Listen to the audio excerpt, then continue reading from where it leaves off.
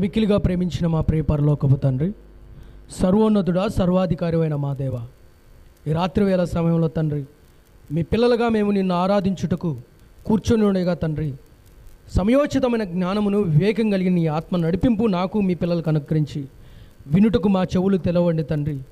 విని విశ్వసించి విశ్వాస వీరుల జాబితాలో మేము ఉండులాగున తండ్రి, పరలోకపు యాత్రలో తండ్రి నీ నీతిని సాధనాలుగా వాడబడుతూ మరణించిన తర్వాత ఒక మహాలోకానికి మేమందరము తిరిగి నిన్ను కలుసుకొని అటువంటి భాగ్యం కలిగిన తండ్రి, బగబగ మండే నీ మాటలు తండ్రి మా హృదయాల్లో మండించమని, మమ్మల్ని బలపరచమని, మమ్మల్ని బ్రతికించమని వేడుకొనిచున్నాం తండ్రి.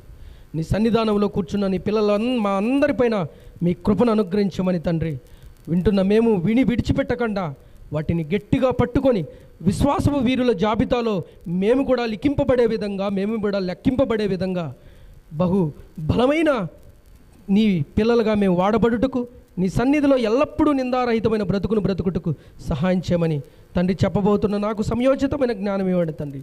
ఏమాత్రం అర్హత లేని వాడిని తండ్రి, కేవలం మీరు మాత్రమే నా నోటని ఈ మాటలుంచి నా నోటిని బోరగా వాదుకొని తండ్రి మీరే ఘనత పొంది మహిమ పొందుకొని అన్య జనుల మధ్య, క్రైస్తవ మధ్య నీ నామ ఘనత కొరకు మీ మాటలు మమ్మల్ని బోరగా వాడుకోమని క్రీస్తు నామం పేరిట అడిగి వేడుకొనిచున్నాం కన్న తండ్రి, ఆమెన్.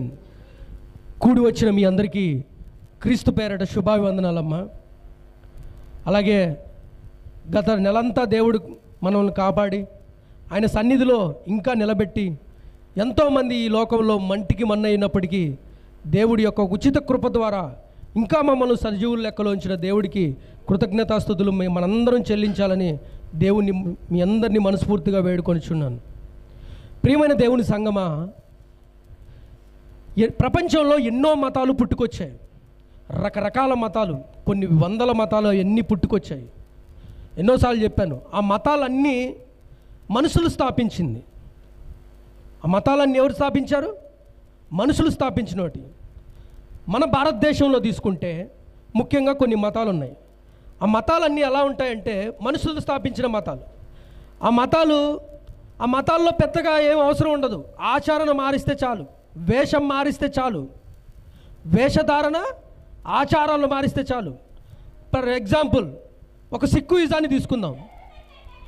ఒక సిక్కుయిజాన్ని తీసుకుంటే ఆ సిక్కు మతంలో ఉన్నది ఏంటంటే వాళ్ళకి జుట్టు పెట్టుకుంటే చాలు, అంటే కొప్పు పెట్టుకొని పైన క్యాప్ పెట్టుకుంటే చాలు, అది ఒక మతంగా పిలబడుతుంది.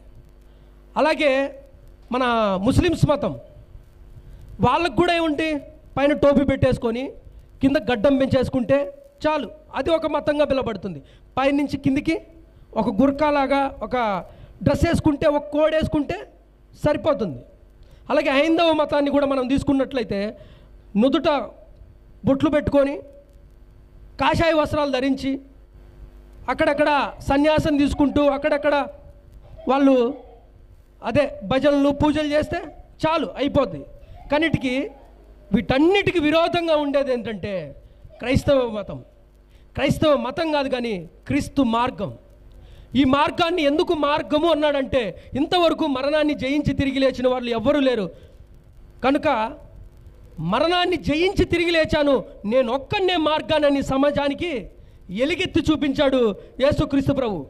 మరి అన్ని మతాలు ఎందుకు మట్టిలో కలిసిపోయాయంటే అవి మతం మాత్రమే, మనిషి ద్వారా ఏర్పడిన వాటివి, మనిషి యొక్క ఆచారాలు మాత్రమే అక్కడ వాళ్ళు క్రోడీకరించారు. వాటిని ఆచారాలతోనే చెప్పాను కదా, అంటే వేషధారణ మారితేనే సరిపోతుంది, ఇంకేం మారాల్సిన అవసరం లేదు. కానీ క్రైస్తవంలో క్రీస్తు మార్గం ఏంటంటే బ్రతుకు మారాలి ఫస్ట్. అన్ని మతాల్లో బట్టలు మారితే సెట్ అయిపోద్ది, కానీ క్రీస్తు మార్గంలో ఏం మారాలి? బట్టలు కాదు, బొట్లు కాదు మారాల్సింది. మెయిన్ రోల్ ఏంటి? బ్రతుకు మారాలి. అందుకనే దీన్ని మార్గము అని పిలిచారు, వేషధారణ కాదు. అన్ని మతాలు దేహశుద్ధి మారితే చాలు, దేహశుద్ధి ఉంటే చాలు, కానీ ఇక్కడ ఈ క్రైస్తవ మార్గంలో అటువంటిది లేదు. ఈ క్రైస్తవ మార్గంలో ఉండేది తెలుసా? హృదయ శుద్ధి కావాలి. హృదయ శుద్ధి కలిగిన వారే దేవుణ్ణి చూచెదరు అని అన్నాడు దేవుడు. కానీ అన్ని మతాల్లో దేహశుద్ధి ఉంటే చాలు, మాకు దేవుడు అవసరం లేదు. ఈ లోకపు యాత్ర ముగిసిన తర్వాత మేము దేవుణ్ణి చూడాల్సిన అవసరం లేదు. ఏదో ఈ భూమి మీద మతుకు మాత్రమే బ్రతుకుటకు తినుటకు ఏదో కొన్ని కలిసి వస్తే చాలు. కానీ క్రైస్తవ మార్గం అటువంటిది కాదు. హృదయ శుద్ధి ఉంటేనే దేవుణ్ణి చూస్తావు. హృదయ శుద్ధి లేకుండా దేవుణ్ణి ఎవడు చూడలేడు అన్న పరిశుద్ధ గ్రంథం ఘంటాపదంగా మనకు హెచ్చరిస్తుంది. అంటే పరిశుద్ధత లేకుండా ప్రభువును ఎవ్వడూ చూడలేడు. ఎందుకంటే తేజోమయుడైన దేవుణ్ణి చూడాలంటే ఈ భూమి మీద నేను పరిశుద్ధులైన ప్రకారము మీరు కూడా ఎలా ఉండాలి? భయంకరులుగా, క్రూరులుగా, వేషధారులుగా, బొట్లు తీసేసిన వారుగా కాదు అని అన్నది. హృదయ శుద్ధి కలిగి ఉండాలి, పరిశుద్ధత కలిగి ఉండాలి. ఆ పరిశుద్ధత లేకుండా మనం దివారాత్రములు ప్రార్థనలు చేసినా, ప్రతి ఆదివారం పూట ఇక్కడికి వచ్చి ప్రజెంట్ వేసేసుకున్నా, ఏదో వారానికి ఒకసారి బైబిల్ తీసి చదివినా నిష్ప్రయోజనమే. హృదయ శుద్ధి అనేది యేసుక్రీస్తుకు అతి ముఖ్యమైనది. బలులు నైవేద్యముల కంటే విరిగిలి నలిగిన మనసు ఆయనకు ఇష్టము అని ప్రకటన చేశాడు కీర్తనకారుడు ద్వారా. ఈరోజు క్రైస్తవ జీవితంలో అంటే ఈ హృదయ శుద్ధి కావాలంటే ఏం చేయాలి? కొన్ని భయంకరమైన పరిస్థితులు గుండా మనము ప్రయాణం చేయాల్సిన వారమై ఉన్నాం. ఈ క్రైస్తవ మార్గంలో అందరి జీవితాలు హుందాగా, హ్యాపీగా కొనసాగించినట్టు ఉండదు. ఇక్కడ విరోధతత్వం ఎదురవుతుంది. సొంత ఇంటి వారే శత్రువులుగా చూస్తారు.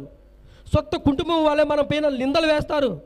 సొంత ఇంటి వారే, సొంత గ్రామం వారే, సొంత బంధుమిత్రులే మనల్ని చిన్న చూపు చూపించి సమాజంలో వీరిలా ఆరలా అని మనల్ని చూపిస్తారు. కొన్ని తప్పులు మనం చేయనప్పటికీ కూడా, అందుకని యేసుక్రీస్తు ప్రభు నా నిమిత్తము సమస్త జనుల చేత మీరేమవుతారు? దీవింపబడతారని ఉందా? లేదు, ద్వేషింపబడతారు అని ఉంది. కోడలు అత్తకు విరోధం అవుతుంది, అత్త కోడలకు విరోధం అవుతుంది.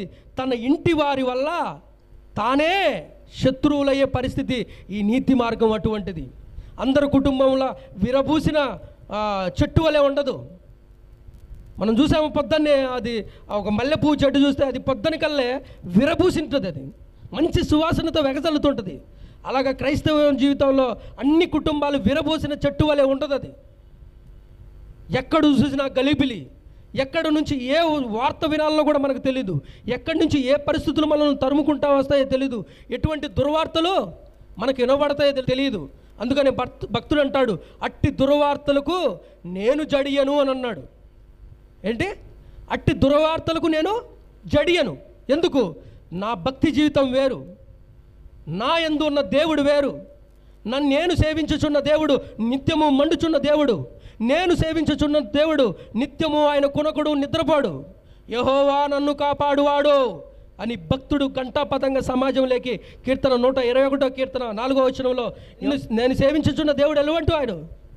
కునకుడు, నిద్రపోయే దేవుడు కాదు మన దేవుడు. ఏదో పొద్దున్న తీసుకొచ్చి బయట పెట్టేసి రాత్రి రైతులకి ఈ విగ్రహాన్ని ఎవడో తీసుకెళ్ళిపోతాడని మళ్ళీ తలుపులు పెట్టి బేగం వేసి పెట్టుకునే దేవుడు కాదు. ఆయన్ను ముట్టుకోవడానికి, ఆయన్ను చూడాలంటే ఏం చేయాలి? కొన్ని కోట్ల వేలిమి గల వేడిమితో ఉన్న దేవుడు. చాలామంది మూర్ఖులు మాట్లాడతాడు, మీ దేవుడు నిజమైతే కనపడమని. కనపడితే నువ్వు ఉండవు అంతే. ఆయన కనపడ్డాడు అనుకో, ఆఫ్టర్ ఆల్ ఆయన కలిగించిన సూర్యుడిని మనం చూడలేకపోతున్నాం. అటువంటి కోట్ల వేడిమి కలగ సూర్యుడిని మనము ఈ భూమి మీద కాసేపు ఎండకు మనం చూడలేకపోతున్నాం. మరి దాన్ని తయారు చేసిన సర్వశక్తివంతుడు ఏ రేంజ్లో ఉంటాడు చూడు. దహించు అగ్ని. మనం అన్ని పేర్లు విన్నాం, కరుణామయుడు, దీర్ఘామయుడు, శాంతిమయుడు, ప్రేమామయుడు, ఇలా ఎన్నో ఎన్నో పేర్లు బైబిల్ గ్రంథంలో ఆయనకు పేర్లు ఉన్నాయి. కానీ ఆయన రెండో కోణం ఒకటి ఉంది. ఏం పేరు ఆయన పేరు? దహించు అగ్ని. అంత వేడిమి గలగల మండుచున్న దీపం ఆయన. అటువంటి కోట్ల వేడిమితో ఉండగలదు. అందుకనే ఆయన్ని చూడాలంటే ఏం చేయాలి? ఆయన్ని చూడాలంటే ముందు నువ్వు సావాలి. చూడాలంటే ఏం చేయాలి? ముందు చస్తే తర్వాత చూస్తావు, అప్పుడు తెలుస్తుంది. దెప్ప పగిలిపోద్ది, అప్పుడు మామూలుగా ఉండదు. భూమి మీద ఏదో 6 అడుగుల దేహము, నోరుంది కదా, కళ్ళు ఉన్నాయి కదా, ఎలా పడితే అలా మాట్లాడద్దాం, కించపరిచి మానేద్దాం అని అనుకుంటే కాదు. ఒకరోజు తెలుస్తుంది. ఈ కన్ను మూసిన తర్వాత ఆ వేడిగా మన దేవుని దెబ్బకు మామూలుగా ఉండదు. అంటే అన్ని మతాలు, ఆయా మతాలు ఏం చెప్తున్నాయి? ఆచారాలు మాత్రమే. కానీ ఈ క్రైస్తవ మార్గంలో ఎలా ఉంటుంది తెలుసా? అనుదినము అవయవాల్లో పుట్టే కోరికలను చంపేయాలి. ఏం పుడుతుంది? అవయవాల్లో పుట్టే దుర్నీతిని చంపేయాలి, కోరికలను మట్టు పెట్టేయాలి. ఈ దేహం ఉంది చూడు, మహా డేంజర్ ఇది. దీనికి ఎంత కోరికలు ప్రతి దినము పుడుతుంటాయి. కోరలు చాచిన సర్పం లాంటిది ఇది. కోరలు చాచిన సర్పం ఏం చేస్తుంది? కాటు వేయడానికి సిద్ధపడుతుంది. ఇది అనునిత్యము కాటు వేయడానికి సిద్ధపడి ఉంటుంది. దాన్ని ఎవడైనా ముట్టుకుంటే చాలు కోరలు చాచి ఏం చేస్తుంది? సర్పం కాటేసిన విధంగా ఇది కోరిక పుట్టితే చాలు ఎవరినెవరిని బలి తీసుకుందామా, నాలో పుట్టే ఆ తుచ్చమైన కోరికకు ఎవరినెవరిని చంపేద్దామా, ఎవరి జీవితాలు నాశనం చేద్దామా అని ఈ శరీరంలో ప్రతినిత్యం ఏం పుట్టుతుంటాయి? కోరికలు అనేది పుట్టకొడుకులా పుట్టుకొస్తుంటాయి. కానీ అన్ని మతాలలో ఏం కోరుకుంటారు వాళ్ళు? ఆచరణ చేస్తే అయిపోతుంది, అలంకరణ మారిస్తే సరిపోతుంది. కానీ క్రైస్తవ జీవితంలో అలా కాదు. అవయవాల్లో పుట్టే కోరికలను చంపేమన్నాడు యేసుక్రీస్తు ప్రభు. నీ కన్ను అభ్యంతరపరిస్తే ఏం చేయాలి? నరికి దాన్ని నీ యొద్ద నుండి పారవేయమో. నీ కాలు నిన్ను అభ్యంతరపరుస్తుందా? ఏం చేయాలి? నీ కాలు నరికి దాని నీ యొద్ద పారవేయమో. ఒకవేళ నీ చెయ్యి అభ్యంతరపరుస్తుందా? నరికివేయమంటే ఏంటి? మచ్చుగద్ది తీసుకొని తుంటలుగా నరుక్కోవడం అని కాదు. నీ కాలు ఒకవేళ పాపానికి పరిగెడుతుంటే దాన్ని కంట్రోల్ చేసుకో. అందుకని అన్నాడు, పట్టణాన్ని పట్టుకొనుడు కంటే బద్వేల పట్టణాన్ని అంతటి నేను పట్టుకొని రే నువ్వు అక్కడ కూర్చో, మీరు ఇక్కడ కూర్చోండి అని శాసించేవాడు కూడా గొప్పవాడు. అంటే తన మనసును పట్టుకున్నవాడు గొప్పవాడు అని యేసుక్రీస్తు ప్రభు బోధలు అంత ఆశ్చర్యకరంగా ఉంటాయి, అంత గొప్పతనంగా ఉంటాయి. నాకు తాగాలని కోరిక పుట్టిందనుకో, వ్యభిచరించాలని కోరిక పుట్టిందనుకో, నా పాదములు పాపానికి పరిగెత్తాలని కోరుకుంటున్నాయనుకో, అప్పుడే వాటికి కళ్ళె వేయాలి. ఎలా వేయాలి? వాక్యము చేత. నా పాదములకు దీపము నీ వాక్యము. ఆ వాక్యం ఏం చేస్తుంది? ఈ పాదాలను పాపం వైపు పరిగెత్తకుండా చేస్తుంది. ఆ ప్రార్థన జీవితం ఏం చేస్తుంది? నీ పాదాలు పాపము, ఆ ప్రార్థన పాపానికి ఏం కాకుండా పవిత్రతకు ఉపయోగింపబడుతుంది. అందుకనే ఈ కళ్ళు ఏం చేస్తుంది? అపవిత్రతను చూడమని ప్రేరేపిస్తుంది, చెడు దృశ్యాలను చూడమని ప్రేరేపిస్తుంది, చెడ్డవాటిని చూడమని ప్రేరేపిస్తుంది, చూసిందల్లా కావాలని ప్రేరేపిస్తుంది. అందుకనే ఈ కన్ను అభ్యంతరపరుస్తుందా? పీకి పడేయడంటే కళ్ళు తీసి ఇలా పడేయడం కాదు, కానీ ఆ కళ్ళల్లో పుట్టే కోరికను చంపేసాయి. లేకపోతే గుడ్డివాడిగా ఉండుటే మేలన్నాడు. మన సమాజంలో గమనిస్తాం, గుడ్డివారిని చూస్తే మనం ఏమంటాం? వీడు కళ్ళు లేనివాడు రా, గుడ్డి లేనివాడు రా అని కొన్ని బిరుదులు పెట్టి వాళ్ళకి పేర్లు పెట్టి మనం ఏం చేస్తాం? దూషిస్తాం మనం. కానీ ప్రపంచంలో గొప్పవాడు ఎవడో తెలుసా? ఆశ్చర్యమైన విషయం, కళ్ళు లేనివాడే. కళ్ళతోనే సమస్తం ఎక్కడ జరుగుతుంది పొరపాటు? ఇదే నేత్రాశ. అందుకనే భూమి మీద ఉన్నదంతా ఏంటి? నేత్రాశ, శరీరాశ, జీవోటమో. వెరీ గుడ్ తల్లి, అలా ఉండాలి. అంటే ఎంతసేపు ముద్దులు వేసుకొని సచిన శవాలు ఉండడం తప్ప ఒక యాక్టివ్గా ఉందాం. ఎన్ని రోజులు చెప్పినా ఇంతే. ఆమె చూడు, అప్పుడే కనీసం నోరు అలా అంటే చెప్పే మాకు కూడా ఇంట్రెస్ట్గా ఉంటుంది. వీడు వింటారు తప్ప మీరు మీ భవిష్యత్తు ఎలా ఉందంటే వీడు మాత్రం వింటారు, మళ్ళీ విడిచిపెట్టేటట్టే ఉన్నారు. యాక్టివ్నెస్ క్రైస్తవంలో ఆ పట్టుదల రావాలా. ఎందుకంటే మరణం తర్వాత ఒక మహాలోకానికి వెళ్ళాలంటే మనం పరుగెడాలి. భూ సంబంధమైన వాటి కొరకు కాదు, పవిత్రత కొరకు, పవిత్రుడైన దేవుని కొరకు, ఎదుర్కొరకు ఆయన వాక్యం మీద ధ్యానం ఉంచాలి, ప్రార్థన మీద పట్టు పెట్టాలి, ప్రతినిత్యం ఆయన ఆరాధించే పిల్లలుగా ఉండాలి, అపరాధులుగా ఉండకూడదు. ఆయన సన్నిధిలో ఎప్పుడు ఆయన ఆరాధించే పిల్లలుగా మనం బ్రతకాలి. ఆరాధన ఎప్పుడైతే జరుగుతుందో అపరాధకి దూరంగా ఉంటాం. ఆ ఆరాధన ఎప్పుడైతే జరుగుతుందో యాక్టివ్నెస్ మొదలవుతుంది, దేవుని మీద ఆసక్తి మొదలవుతుంది. ప్రతినిత్యము ఎప్పుడైతే ఆసక్తి మొదలవుతుందో ఈ శరీరంలో పుట్టే అపరాధ భావాన్ని ఆరాధన ఎప్పుడైతే జరుగుతుందో, దేవునికి ఇవ్వాల్సిన ఇంపార్టెంట్ ఎప్పుడైతే జరుగుతుందో ఆరాధన అనేది జరిగిపోతుంది. ఆరాధన జరిగితే ఏం జరుగుతుంది? అపరాధం చంపబడుతుంది. మనలో పుట్టే అపరాధపు కోరికలు ఏమైపోతాయి? చంపబడతాయి. దేవునికి జరగాల్సిన ఆరాధన ఈ హృదయంలో ఎప్పుడైతే జరగదో అపరాధ భావం పెరిగిపోతాయి. అప్పులు పెరిగిపోయినట్టు అపరాధ భావం ఏమైపోద్ది? దావీదు అంతవరకు యుద్ధ సూర్యుడు, గొల్యాతు అటువంటి వాడిని మట్టు పెట్టిన కలిగిన దేవుని శక్తి పొందుకున్నవాడు. అటువంటి వాడు ఎప్పుడైతే ఆరాధన మరిచిపోయాడో అపరాధ భావంలోకి వెళ్ళిపోయాడు. పొరుగు నా వ్యర్థమైన వాటిని నా చూడకుండా నా కళ్ళను త్రిప్పుకుందును అని చెప్పిన ఎవరు? దావీదు గారు. ఒకరోజు పొరుగు వాని భార్యను కూడకూడదని చెప్పిన దావీదు గారు, నా చేత పాపము జరిగించిన ఎడల నా పొరుగువాడికి కీడు జరిగిన ఎడల నా అతిశాస్పదమును నేలపాలు చేయము, నన్ను మట్టిలోకి అణగద్రొక్కుము అని ప్రార్థన చేసిన దావీదు గారే ఎప్పుడైతే పాపం ఆయన కళ్ళ ముందర కనపడిందో ఇమ్మీడియట్లీ చూసిన దాన్ని తెచ్చుకొని పాపం చేసేశాడు. అంటే ఏం జరిగింది? ఆరాధన జరగకుండా, ఆరాధన చేయకపోవడం వల్ల ఏం జరిగింది? అపరాధం పెరిగిపోయింది. అపరాధ భావం ఎప్పుడైతే పెరిగిపోయిందో అంధత్వం పెరిగిపోయింది. అంధత్వం ఎప్పుడైతే వచ్చేసిందో పాపానికి పురుడు పోశాడు. ఆ పాపం ఆయన వదిలిపెట్టలేదు. అంటే ఈ శరీరంలో ఏం చేస్తుంది? శరీరాశ, నేత్రాశ, జీవపుటంబం. దీని ప్రతినిత్యం మనం కోరుకుంటుంది. కోరలు చార్పిన సర్పం వలె ఎవరిని కాటేద్దామా అని ఉంటుంది. ఇది మన కోరికలకు, మనలో పుట్టిన కోరికలు ఎవడో బలి కావాలి, ఎవడి జీవితం నాశనం అయిపోవాలి. సమాజంలో అదే కదా జరిగేది. వీడిలో పుట్టిన ఒక తప్పుడు కోరిక ఎన్నో కుటుంబాలు రోడ్లు పాలైపోతాయి. ఈయనలో పుట్టిన ఒక దురాశ కుటుంబాలే పాడైపోతుంది. ఒక కుటుంబంలో బాగా డబ్బు పిచ్చున్నాడు అనుకో, వాడికి తల్లి పిల్ల ఏం కనపరాదు. డబ్బు కోసమే వాడి జీవితం. కనీసం కడుపును పుట్టిన తల్లి దగ్గర కూడా లంచం కోరుకునే దౌర్భాగ్యులు నేను ఎంతోమంది చూశాను. అంటే బ్రతుకునిచ్చిన తల్లి దగ్గరనే లంచం కోరుకునే అమ్మ ఇస్తేనే తల్లి, లేదంటే కారాలు మిరియాలు నూరే దౌర్భాగ్యులు ఉన్నారు సమాజంలో. ఎందుకు? ఇదంతా ఎలా? శరీరాశ, నేత్రాశ. ఆ శరీరాశ తప్పుడు కోరిక పుట్టడం వల్ల అటువంటి దుర్మార్గమైన కోరికలు మనలో పుట్టకుండా ఉండాలంటే ఏం చేయాలి? ఆరాధన జరగాలి. ఆరాధన ఎప్పుడైతే జరుగుతుందో అపరాధ భావం దూరంగా వెళ్ళిపోతుంది. అందుకనే క్రైస్తవానికి చెప్పిన మాట ఏంటంటే, మన కోరికలు, మన తప్పుడు కోరికలు, నాలో పుట్టే ఆ కోరికలు నేను ఎప్పుడైతే కట్ చేసుకుంటూ వెళ్ళిపోతానో అప్పుడే నేను క్రీస్తుకు ఇష్టడుగా బ్రతుకుతాను, క్రీస్తుకు నచ్చినట్టు బ్రతుకుతాను, క్రీస్తు సేవించుచున్నవాడిగా, క్రీస్తు నన్ను ఒకవేళ నేను ఏదైనా పరిస్థితిలో నేను బాగలేని టైంలో ఆయన నన్ను కాపాడేవాడిగా, కునకనివాడిగా, నిద్రపోనివాడిగా ఉంటాడు. ఎందుకంటే మనం ఆయన సన్నిధిలో నిందారహితంగా బ్రతుకుతున్నప్పుడు, ఆయన సన్నిధిలో యథార్థంగా బ్రతుకుతున్నప్పుడు, ఆయన ఎదుట నీతిమంతులుగా మనం బ్రతుకుతున్నప్పుడు ఖచ్చితంగా ఆయన ఏం చేస్తాడు? కునకడు, నిద్రపోడు. యెహోవానే నన్ను కాపాడువాడు అని భక్తుడు సెలవిస్తున్నాడు. అటువంటి దైవభక్తి కలిగిన జీవితాలు మనం అందరం ఉన్నప్పుడే, ఉన్నతంగా మనం ఎదుర్కొన్నప్పుడే, ఉన్నతంగా మన దేవుని ఎదుట ఉన్నప్పుడు ఖచ్చితంగా ఆయన ఏం చేస్తాడు? కాపాడుతాడు. అలా భక్తి జీవితం లేదనుకో, నిశ్చయంగా మరణం ఏమవుతుంది? హఠాత్తుగా మన మీదకి వస్తుంది. అటువంటి వీరుల భక్తి జీవితాలు కలిగిన భక్తుల చరిత్రలు బైబిల్ చరిత్రలో గుట్టలుగా ఉన్నాయి.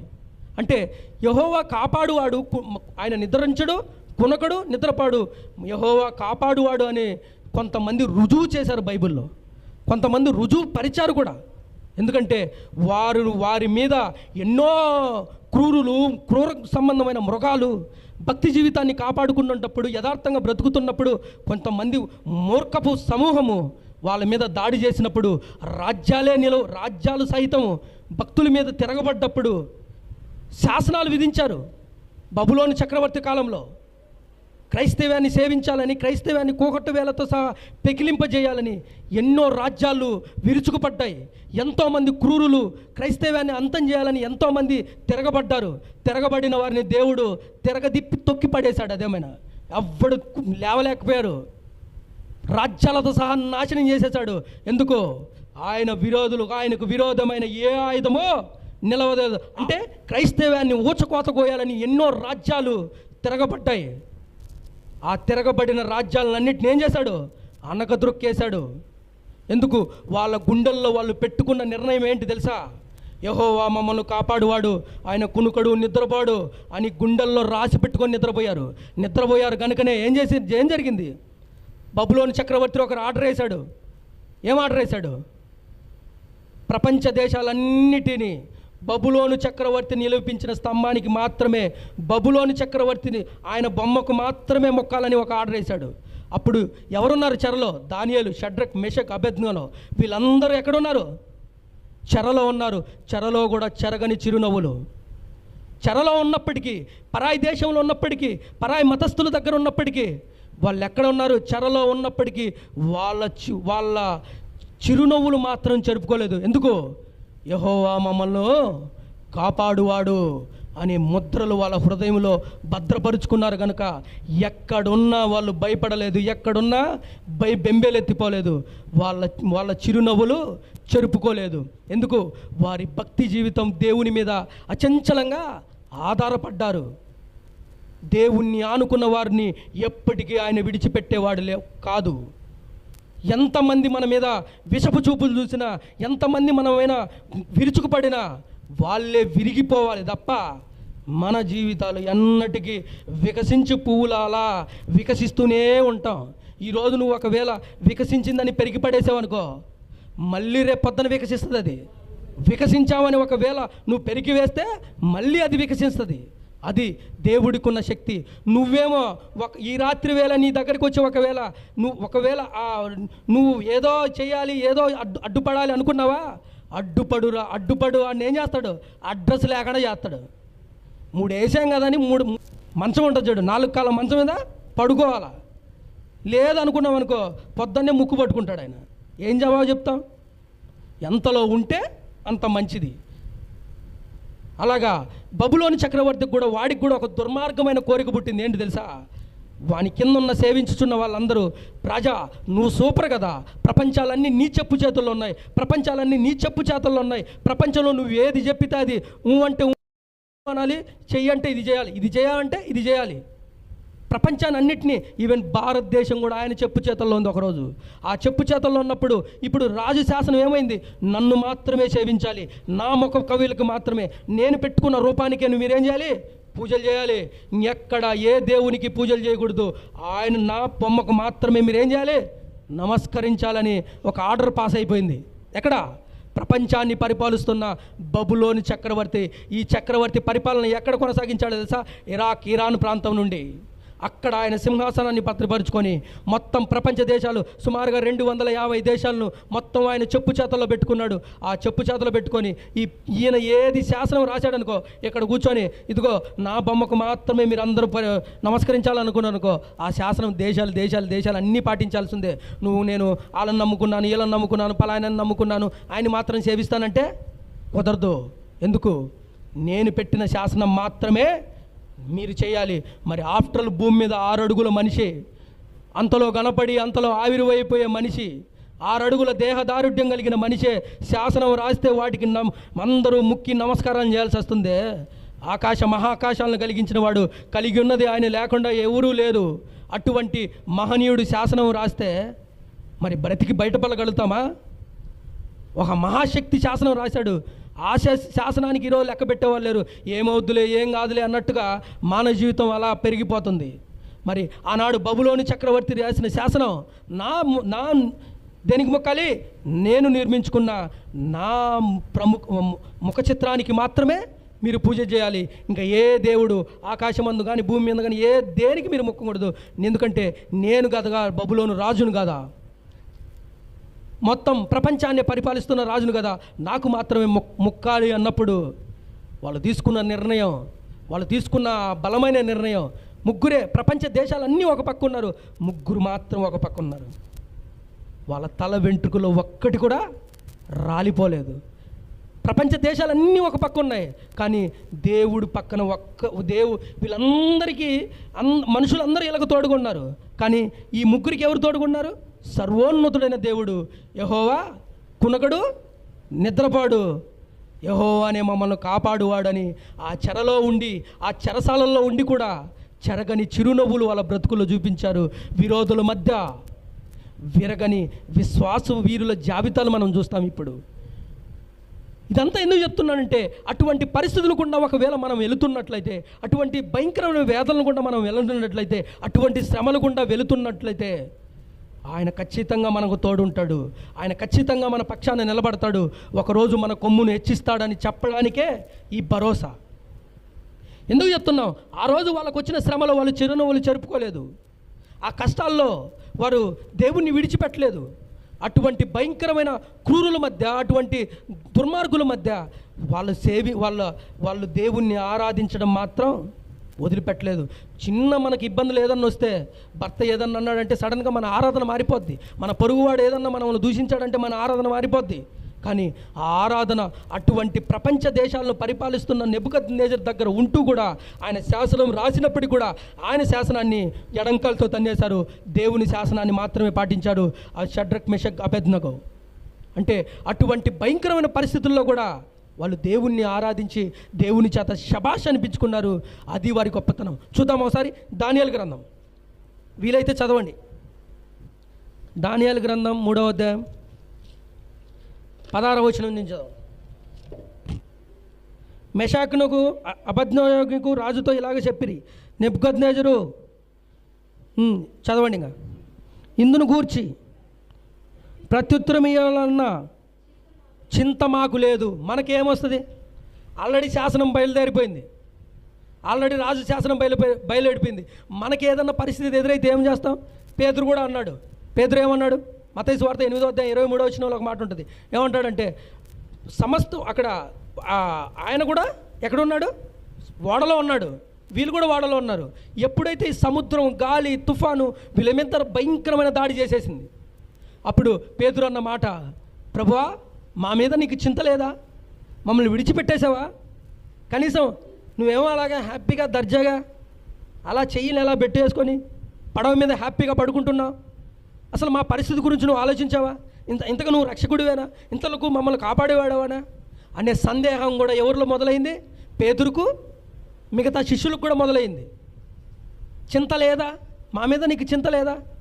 చింత ఉండబట్టే కదా పాపులను రక్షించుటకు విడిచిపెట్టకూడదని భాగ్యమని విడిచిపెట్టక, తండ్రితో సమానుడుగా ఉన్న భాగ్యం ఉండాలన్న ఆ భాగ్యాన్ని కూడా వదిలిపెట్టి ఎక్కడికి వచ్చాడు? పాపుల మధ్యకు వచ్చాడు, పాపుల కొరకు ప్రాణం పెట్టాడు. మనుషులంతా ఎంత చింత ఆయనకు. అటువంటి మహనీయుని పేతురు అన్న మాట ఏంటంటే, నీకు చింత లేదా అంటే, సముద్రము, గాలి వాళ్ళపైన బలంగా గాలి వీస్తున్నప్పుడు, సముద్రం వాళ్ళపైన దాడి చేస్తున్నప్పుడు, ఒక పక్క వాన వాళ్ళపైన, తుఫాను వాళ్ళ పక్క దాడి చేస్తున్నప్పటికీ వారిలో భయం మొదలైపోయింది, వారిలో చింత మొదలైపోయింది. అవును, ఈ సముద్రం గుండా, ఈ గాలుల మధ్య, ఈ తుఫాను మధ్య మేము బ్రతికి బయటపడగలమా అనే సందేహం ఏర్పడింది. మనలో కూడా చాలామందికి అదేటువంటి సందేహం వస్తుంది. ఏమంటే కొన్ని పరిస్థితులు మనకు తారుమారు అయిపోతున్నావు, కొన్ని పరిస్థితులు రోగం, బాధ, వ్యాధి, రకరకాల కుటుంబంలో కలతలు, వ్యాధులు ఇవన్నీ మన పైన దాడి చేస్తున్నప్పుడు మనకు కూడా ఎక్కడో తెలియని చింత, తెలియని వేదన. యెహోవా ఇశ్రాయేలును కాపాడువాడు, కునకడు, నిద్రపోడు, యెహోవా నన్ను కాపాడువాడు అని చక్కటి భరోసా ఇచ్చి గుండెల మీద చెయ్యేసుకొని నిద్రపోయేటువంటి సీన్ మనకు ఉండదు. భయం, ఆవేదన, ఏమైపోద్దో, ఏం జరిగిపోద్దో, ఎలా అయిపోతామో అన్న భయం, చింత. అందుకనే మీరు చింతించటం వల్ల మొర ఎక్కువ చేసుకోలేరు, మొర తక్కువ చేసుకోలేరు అన్నాడు యేసుక్రీస్తు ప్రభు. అంటే చింత వల్ల మనం, మీ చింత యావత్తు ఎవరి మీద ఏమన్నాడు పేతురు రాసిన పత్రికలో? నా మీద వేయండి, పని ఆయన చూసుకుంటాడు. మిమ్మల్ని ఎవరైనా నిందిస్తున్నారా, మిమ్మల్ని ఎవరైనా బాధ పెడుతున్నారా, చింత తీసుకొచ్చి నా మీదకి చెప్పండి, నాకు చెవులు అలా వేసేయండి, పని నేను జరిగిస్తా. పొట్టు లేచిపోద్ది, జుట్టు ఊడిపోద్ది. మొన్నాడు కటింగ్ చేసుకోవడానికి కూడా మంగళోడు అవసరం లేదు అనే స్థితికి తీసుకొస్తాడు ఆయన. చూస్తాడు ఓపికన్నంత వరకు దెప్ప పాల్గొట్టేస్తాడు. అందుకనే మీ చింత యావత్తు ఏం చేయాలి? నా మీద ఏంటండి. ఇప్పుడు కొత్త నిబంధనలో ఉన్న భక్తులకి, పాత నిబంధనలో ఉన్న భక్తులకి చూడు, ఇందును గూర్చి ఆజ్ఞ చూద్దాం. దానియేలు గ్రంథం ఏమంటున్నాడు? ఇందును గురించి నీకు ప్రత్యుత్తరం ఇవ్వాలన్న చింత మాకు లేదు. నువ్వేదో నీ బొమ్మ పెట్టేసుకొని, నువ్వేదో ఏదేదో చేసేసుకొని దీనికి పూజలు చేయంటే మేము చేయము, దానికి కావాల్సిన వివరణ కూడా మాకు ఇచ్చే అంత సీన్ లేదు, మేము ఇవ్వం కూడా, మాకు అంత చింత కూడా లేదు అంటూ కిందికి వచ్చి చున్నదలకి ఏమంటున్నాడు? మేము సేవించుచున్న దేవుడు మండుచున్న వేడిమి గల ఈ అగ్నిగుణంలో, నేను చదువుతానమ్మా, మేము సేవించుచున్న దేవుడు మండుచున్న వేడిమి గల ఈ అగ్నిగుణంలోని మమ్మల్ని తప్పించి రక్షించుటకు సమర్థుడు, మరియు నీ వశము పడకుండా మమ్మల్ని రక్షించును. ఒకవేళ ఆయన రక్షింపబోయినను ఐ డోంట్ కేర్. ఈ మండుచున్న ఎక్కడ పడేశారు? ఒక పక్క నొయ్యి, ఒక పక్క గొయ్యి అన్నట్టుంది. ముందు చూస్తే అగ్నిగుండం, ఏమాత్రం చెరగని చిరునవ్వులు, ఏమాత్రం ఎక్కడే కానీ కలత చెందినట్టు కాదు, చింతించినట్టు కానీ, అయ్యో ఈ ఒక్క నిమిషం నిన్ను పూజిస్తాంలే నెబుకద్నెజరు, ఈ ఒక్క నిమిషం నిన్ను సేవిస్తాంలే నెబుకద్నెజరు, ఈ ఒక్క నిమిషం నీకు దండం పెడతాలే మనసులో అనుకోలేని కాలంలో ఇందును గూర్చి చింత మాకు లేదు, చచ్చినా మా కొరకు పరలోకం వెయిటింగ్ అక్కడ అన్నట్టుగా వాళ్ళ వాళ్ళ వాళ్ళ మాటలు చూడు ఎలా ఉన్నాయో. రాజా ఎవడిడు? ప్రపంచాన్ని పరిపాలిస్తున్నవాడు. మామూలు వాడు కనుసైగ చేస్తే అంతే, కళ్ళు మూయాల్సిందే, పీకలు తెగిపోవాల్సిందే, ఏ పాటుకు ఆ పాటుకు తెగి ఊడిపడాల్సిందే. అటువంటి ప్రపంచాన్ని పరిపాలించేవాడు, అటువంటి వాడు. ఈరోజు మాదిరి పరిపాలన ప్రజల పరిపాలన కాదు, ఆ రోజు రాజ్య పరిపాలన. అది ఒక్కడి చెప్పు చేతల్లో ఉంటుంది. వాడు ఏది సేవిస్తే, వాడు ఎవరిని చంపమంటే వాడు అయిపోవాలి, కథం, మట్టాష అయిపోవాల్సింది. అటువంటి జనాంగాల మధ్య, అటువంటి రాజముందర మనం ఎవడైనా మనం సువార్త అడ్డు పెట్టుకుంటున్నాం, ఎవడైనా సువార్త చెప్తుంటే అడ్డుపడుతున్నాడు అనుకో, వాడి ముందర మన క్రైస్తవులను గడగడగడ వణికిపోతారు, చెప్పలేరు, అసలు మాట్లాడలేరు. అలాగని బూతులు మాట్లాడమని నేను చెప్పట్లేదు. అజ్ఞానంగా మాట్లాడుతున్న మూర్ఖుల నోరులు మూయించుట దేవుడి చిత్తము. వానికి జ్ఞానాన్ని చెప్పాలి మనము. భయపడి, అందుకని ఎదురించువారు అనేకులు ఉన్నప్పటికీ మా విశ్వాసం చెదరలేదో అని పౌలు గారు అన్నారు. ఎదిరించువారు ఈ మార్గంలో అనేకులు ఉంటారు. మనం మంచి చెప్తుంటే మనం పైన విరుచుకుపడతారు. అరే పాపాన్ని మారరా, తాగుడుపోతాడంటే మాండోడు. మంచి చెప్తే ఈయనకి రోషం పెరిగి వస్తుంది. అదే రోషం ఏదో తాగుడు పోనేటట్లు ఆ తాగుడు కాడు వాడు, ఆ వ్యభిచారం దగ్గర వాడు, అవన్నీ వాడరు. మంచి చెప్తే మంట. అదే నువ్వు పోరం పొక్క తాగు, ఇదిగో క్వార్టర్ ఇస్తానంటే పరిగెత్తుకుంటావు చూడు ఆంబోతుల. అది మానరా అంటే నొప్పి ఒక్కొక్కడికి. అలా దిగజారిపోయింది సమాజం, అలా నీచపు స్థితిలోకి వెళ్ళిపోయింది సమాజం. అంటే మనం కూడా చాలామంది ఇక్కడ చూడు, వాళ్ళ ఫేస్లో ఏమాత్రం రోషం తగ్గలే. ఎందుకంటే రోషం కలిగిన దేవుణ్ణి సేవిస్తున్నారు. వాళ్ళ ఫేసుల్లో ఎంత మాత్రం చిరునవ్వు చెరగలేదని చెప్పాలి. చూడాడ అసలు చదువుతుంటేనే ఒళ్ళు పులకరించిపోతుంది. మమ్మల్ని సేవించు దేవుడు, రక్షించుటకు శక్తివంతుడు, మా తల వెంట్రుకల్లో ఒక్కటి కూడా రాలదు అన్నట్టు భరోసా తీసుకుంటున్నారు. మమ్మల్ని రక్షించకపోయినా ఐ డోంట్ కేర్. మనం అనగలుగుతామా మాట? చిన్న గాలివాన వచ్చి మీద పడితేనే పేదరు ఏమంటున్నాడు? ప్రభువా, what nonsense, what are doing man, are you sleeping? నువ్వు నిద్రపోతున్నా, నువ్వేమో నిద్రపోతున్నావు. ఇటు పక్క చూస్తే గాలి, సముద్రం మమ్మల్ని పిచ్చి కుక్కను కొట్టినట్టు కొట్టేస్తుంది, నువ్వేమో ప్రశాంతంగా నిద్రపోతున్నావు. ఒకసారి లేవవా అని అనగానే అప్పుడు అన్నాడు, అవిశ్వాసులారా అని చెప్పి వాళ్ళని గద్దించి గాలిని, సముద్రాన్ని ఎప్పుడైతే గద్దిస్తాడో ఆగిపోయింది. అంటే మమ్మల్ని కాపాడువాడు కునకడు, నిద్రపాడు, ఏహో మమ్మల్ని కాపాడువాడు. పాత నిబంధనలో, కొత్త నిబంధనలో వీళ్ళు భయపడే భక్తులు, వీళ్ళు ఎట్టటోళ్ళు మనలాంటి బ్యాచే. రోషం కలిగిన భక్తులు కాదు, భయపడే భక్తులు వీళ్ళు. అందుకనే నీకు చింత లేదా అంటున్నారు. ఇక్కడేమంటున్నారు?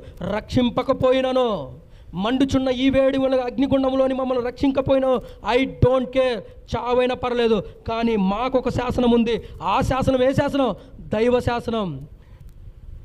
ఏ రూపానికి మేము మొక్కకూడదు అనేది ఒక శాసనం మా దేవుడు రాయించాడు. ఆ శాసనానికి మేము కట్టుబడి ఉంటాం, ఆ శాసనానికి మేము తలదించుతాం. ఆ శాసనానికంటే నువ్వేమైనా పెట్టుకో, ప్రాణం తీస్తే ఏదో ప్రాణం పోతే పోయి తీసేసుకో అన్నట్టుగా వాళ్ళు నిలబడ్డారు. నిలబడి ఏమంటున్నాడు చూడు అక్కడ, ప్రతిగా నమస్కరింపమని. రాజా నీ దేవతలు కానీ మేము పూజించము, నువ్వు నిలబెట్టిన బంగారు ప్రతిమకు మేము నమస్కరించమని తెలుసుకోనుమో. నీ దేవతలు కానీ నువ్వు పెట్టుకున్న ప్రతిమకు కానీ మేము నమస్కరించము, తెలుసుకోనము అని అంటున్నాడు. చూడు ఎంత గొప్ప మాటలు, చూడు ఎంత ధైర్యాన్ని తెచ్చే మాటలు చూడు. అంటే వాళ్ళ జీవితాలు చూడు ఎలా ఉన్నాయో, వాళ్ళు ఎంత రోషం కలిగి ఉన్నారు. ఎందుకంటే వాళ్ళ దేవుడు రోషం కలిగిన దేవుడు, వాళ్ళ దేవుడు పరిశుద్ధుడు, వారి దేవుడు బలవంతుడు. వీళ్ళు కూడా అలాగే బలవంతులుగా అక్కడ నిలబడ్డారు. ఎప్పుడైతే ఆ శాసనం మొదలైపోయిందో మొత్తాన్ని పిలిచేశారు. వీళ్ళు వినేటట్లేరు, నా మాటకు కట్టుబడేటట్లేరు, నేను చెప్పిన మాటకు వినేటట్లేరు. ఏమైనా చేసుకో, ఏమన్నాడు అక్కడ? నీవు పెట్టిన ప్రతిమకు మేము నమస్కరించమని తెలుసుకో. మేము లెక్క చేయము, మేము లెక్క పెట్టడము. మా దేవుడు చెప్పిందే వేదం, మా దేవుడు చెప్పిందే మాట, ఆయన మాటకు మేము కట్టుబడి ఉంటాం అనగానే కిందికి వచ్చి తెలుకోవాలని నిర్ణయం తీసుకున్నారు. ఏమో నిర్ణయం తీసుకున్నారు తెలుసా? కిందికి వచ్చే లోపల వాళ్ళను బట్టలతోనే ఏం చేశారంట? కిందికి వచ్చి తెలుగు చూద్దాం. 22 రాజాజ్ఞ తీవ్రమైందన, రాజా ఆజ్ఞ ఎప్పుడైతే తీవ్రమైందో తీవ్రమైనందున 22వ వచనం, రాజాజ్ఞ తీవ్రమైనందున గుండము మిక్కిలి వేయడం గలదై ఇక నువ్వు షడ్రకు మెషకు అభ్యర్థములు విసిరివేసిన మనుషులు అగ్ని జ్వాలల చేత కాల్చబడి చనిపోయిరి. ఎవరు చనిపోయారంట? రాజాజ్ఞ తీవ్రమైందంట. ఎప్పుడైతే వీళ్ళకి తిరస్కరించారో, ఎప్పుడైతే వానికి నమస్కరించలేదో, నేను మొక్కమరా నీ పనికిమాల ప్రతిమకు, నువ్వు పెట్టుకున్న రాయికి చెక్కకు పనికిమాల చెత్తకు మేము మొక్కమరా, మేము మండుచున్న దేవుడిని సేవించుచున్న ఆ దేవుడిని సేవించున్న మేము మొక్కము అని ఇది తెలుసుకోము అని ఎప్పుడైతే చెప్పేశారో, చెప్పగానే ఏమైపోయారు? ఈయనకి కోపం బీపీ రేగిపోయింది, ఇంకా మాటలు ఎక్కువైపోయాయి. ఇంకా ఏదో అగ్నిగుండం ఎంత చేశాడంట, 7 అంతలు ఇంకా కట్టెలు పేర్చండి రా, ఇంకా అగ్ని మండించండి పెట్టండి. వీళ్ళు పడంగానే ఏమైపోవాలి? క్షణకాలంలోనే ఏమైపోవాలి? బూడిదైపోవాలి. అగ్నిగుండంలో పడిపోగానే బూడిదైపోవాలి. అక్కడ ఏం చేస్తారు? రాజాజ్ఞ తీవ్రమైందన్న విసిరిపడేశాడు. విసిరిపడేసిన వాళ్ళు కాల్చబడ్డారు అక్కడ. అంటే విసిరేసిన వాళ్ళు ఏమో కాల్చబడ్డారు, విశ్వాసంతో ఉన్నవారు ఏమైపోయారు? బ్రతికి బయటపడ్డారు. That is Christ. అది దేవుడి శక్తి. విసిరేసిన వారే కాలిపోయి పడ్డారంటే అగ్నిగుండంలో పడిపోయిన వారి పరిస్థితి చూడండి ఒకసారి. విసిరేసిన పడిన వారే కాలిపోయారంటే అగ్నిగుండంలో పడిన పరిస్థితి ఏంటి? ఇంకా ఒక్కసారి ఆలోచించండి. ఆ శగకు తట్టుకోలేక మొన్న మా సహోదరుడు ఒక ఆయన శవం కాలుతుంటే ఆయన శవం దగ్గరికి వెళ్ళిపోయి నిలబడుకుంటే కాసేపు కూడా నేను ఉండలేకపోయాను. నేను అసలు ఆయన పుర్రె ఏ విధంగా కాలుతుందా, ఆయన బాడీ ఏ విధంగా కాలుతుందా. మీ పాస్టర్ గారికి అదే ఆయన టూరిజం పోయాడంటే ఎప్పుడు ఎక్కడికి వెళ్ళిపోతాడంటే సమాధుల్లోకి వెళ్ళిపోతాడు. మీ సత్య పాస్టర్ గారికి ఎక్కడికి వెళ్తారంటే అందరూ రకరకాల యాత్రలకు బీచ్ల దగ్గరికి అక్కడికి వెళ్తారు. ఈయనకు యాత్ర ఏంటంటే ఎప్పుడు శవం కనపడితే దాన్ని అమ్మటి పోతాడు. అంటే ఆ పురి ఏ విధంగా కాలుతుంది, ఆ పురిలో ఉన్న మెదడు ఏ విధంగా బయటకు వస్తుంది, ఆ కాళ్ళు ఎలా కాలుతున్నాయి, ఆ నరాలు ఎలా బిగించుకుపోతున్నాయి, అన్నీ వీడియో తీసుకొని వచ్చి స్టేటస్లో పెట్టుకుంటాడు. అది ఆయన హాబీ. అలాగే ఈ అంటే ఆ టైంలో వాళ్ళు ఆ మండుచున్న అగ్నిగుండం లేస్తే విసిరేసిన వాళ్ళు ఏమైపోయారు?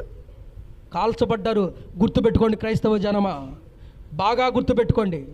మీ పైన ఎవరైతే రాళ్ళు విసురుతున్నారో, మీ పైన ఎవరైతే నిందలు విసురుతున్నారో, మిమ్మల్ని ఎవరైతే కూకటి వేల సహా పెరికేయాలని విసురుతున్నారో, మీ మీద ఎవరైతే చెడ్డ మాటలన్నీ పలికి విసురుతున్నారో, విసిరేయబడిన వారు కాల్చబడతారు.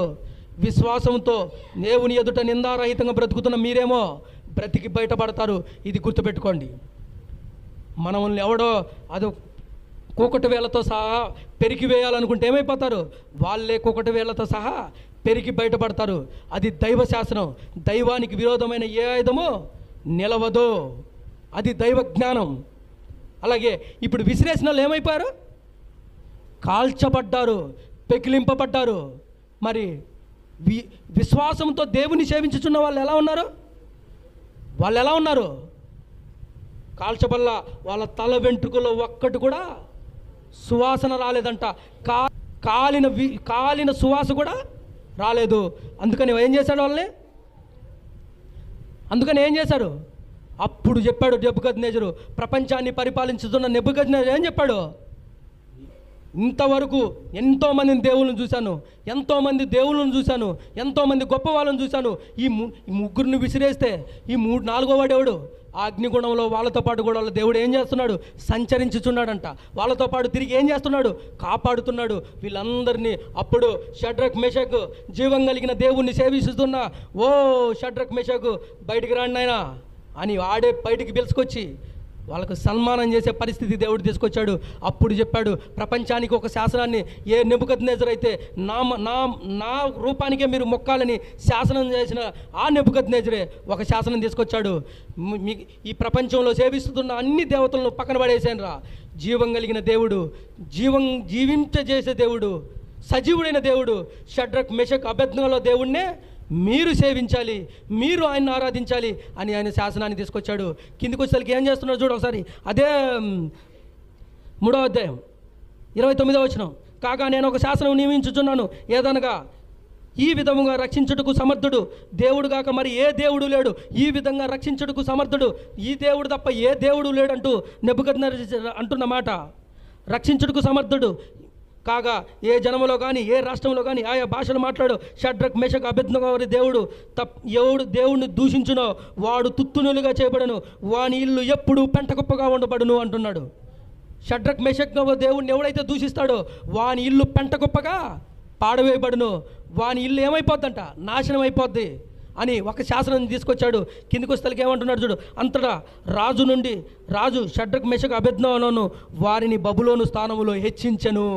ఎందుకు ఆ శ్రమలలో దేవుని సేవించారు కాబట్టి వీళ్ళు ఏమైపోయారు, ఇప్పుడు దేవుడు తీసుకొచ్చి హెచ్చించాడు వాళ్ళని. దేవుడి సింహాసనము శ్రమల్లో ఉన్న వారిని సింహాసనం వైపు నడిపించాడు. ఒకవేళ శ్రమల్లో, బాధల్లో, ఇరుకుల్లో, ఇబ్బందుల్లో, రోగాల మధ్య కుమిలిపోతున్నామా? ఖచ్చితంగా మనల్ని సేవించుచున్న దేవుడు వాళ్ళకు సింహాసనం ఇచ్చి హెచ్చించాడు. మనకు శ్రమలు ఎందుకు వస్తాయో తెలుసా? మన పీఠాన్ని హెచ్చించుటకే. మనకు బాధలు ఎందుకు వస్తాయో తెలుసా? మన పీఠాన్ని రెండంతలుగా హెచ్చించుటకే. దేవుడే శ్రమను మన మధ్యకి తీసుకొస్తాడు. శ్రమను తీసుకొచ్చేది ఆయనే. ఒకనాడు గొల్యాతును దావీదంటే ఎవరికి తెలియదు. దావీదంటే ఎవరికి తెలియని దావీదుని ఏం చేశాడు? గొల్యాతును అనే ఒక విలన్ను ఇశ్రాయేల్ మధ్యకి తీసుకొచ్చాడు. వాడు వచ్చి రోజు దేవుని దూషిస్తున్నాడు. దావీదు వచ్చాడు, చూసినంతసేపు చూశాడు, ఒక్కడే దెబ్బతో మట్టు పెట్టేశాడు. ఇప్పుడు దేవుడు ప్రపంచానికి తెలిసిపోయింది, దావీదు అనేవాడు బయటపడ్డాడు. అంతవరకు దావీదేవుడు తెలియదు. ఇప్పుడు శ్రమను బట్టి ఏమొచ్చింది? దావీదుకు ఘనత వచ్చింది. దావీదు సేవించుచున్న దేవుడికి ఘనత వచ్చింది. ఇప్పుడు మీకు వస్తున్న శ్రమ వచ్చిందంటే ఏంటి?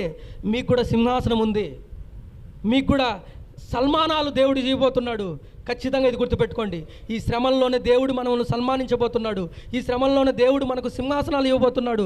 అట్టి శ్రమల్లో దావీదును ఎక్కడో గొర్రెలు కాసుకునేవాడిని, ఎక్కడో గొర్రెల కాపుల్లో ఎవ్వరికీ పరిచయం లేనివాడిని ఎప్పుడైతే గొల్యాతును ఎదిరించాడో, ఆ గొల్యాతు అనే శ్రమను ఎప్పుడైతే ఎదిరించాడో ప్రపంచానికి దావీదంటే ఎవరో తెలిసిపోయింది. బైబిల్ గ్రంథంలో ఆయన గురించి అనేక పుస్తకాల్లో దావీదు గురించి రాయబడింది. ఎందుకు? అటువంటి శ్రమల్లో ఆయన నలగబడుతున్నప్పుడు, అటువంటి శ్రమల్లో ఆయన బాధపడుతున్నప్పుడు ఆ శ్రమల కొలిమిలోండి తీసుకొచ్చి ఏం చేశాడు? నిలబెట్టి ఆయన్ను సన్మానించాడు. కాబట్టే ఈరోజు దావీదు గురించి, దావీదు ఎటువంటి వాడు? నాకు ఇష్టానుసారుడు అన్నాడు దేవుడు. అలాగే ఈ శ్రమల కొలిమిలో మనం కాలిపోతున్నప్పుడు, ఈ శ్రమల బాధల్లో మనం బాధపడుతున్నప్పుడు ఖచ్చితంగా దేవుడు ఏం చేస్తాడు? మనల్ని బలంగా ఆయన సాధనాలుగా వాడుకొని మనల్ని కూడా హెచ్చించి బలపరిచి బ్రతికించే ఒక రోజు వస్తుంది. మన కుటుంబాలను కూడా ఆకాశం అంతా ఎత్తించి ఎవరైతే మనల్ని నిందించారో, ఎవరైతే మనల్ని ద్వేషించారో, ఎవరైతే మనల్ని దూషించారో వాళ్ళందరి మధ్యన మనల్ని దేవుడు సన్మానించి మనం దూషించిన వారికే గుప్పెడు మెతుకులు పెట్టేవాడిగా దేవుడు చేయబోతున్నాడు. ఆనాడు కూడా యోసేపు సొంత అన్నదమ్ముల గుంటలు వేశారు, కానీ గుంటలు వేసిన ఆయన ఒకరోజు బయటికి తీసుకొచ్చి దేవుడు గంతులు వేసేటట్టు చేశారు. సొంత కుటుంబకులే, సొంత అన్నదమ్ములు ఆయన వేధించారు, బాధించారు, గుంతలు వేసి చంపాలని కూడా ప్రయత్నం చేశారు. చంపాలనుకున్న ఆయన్ని ఏం చేశాడు? ఐగుప్తు యొక్క ప్రధానిగా చేసి ఆ ప్రధాని పీఠం మీద ఉంచి వీరికే బ్రతుకునిచ్చేవాడిగా దేవుడు ఏం చేశాడు? తయారు చేశాడు. అట్టు మహనీయుడిగా దేవుడు తయారు చేశాడు. మన జీవితాల్లో కూడా అటువంటి శ్రమలు, బాధలు, వేదనలు మనం వెంబడించినట్లయితే ఖచ్చితంగా దానియేలు, షడ్రకును వారిని హెచ్చించిన దేవుడు, దావీదును కూడా హెచ్చించిన దేవుడు, దావీదుకు సింహాసనం ఇచ్చిన దేవుడు, అలాగే యేసేపును సింహాసనం ఎక్కించిన దేవుడు మన దేవుడు, మానదేవుడు, మార్పు లేని దేవుడు. మనం కూడా అటువంటి శ్రమలు గుండా, అటువంటి ఇబ్బందులు గుండా వెళుతుంటున్నట్లయితే ఈ శ్రమల్లో ఖచ్చితంగా మనల్ని సన్మానించి మనం సింహాసనం ఇవ్వడానికి ఆయన కూడా సిద్ధపడుతున్నారు.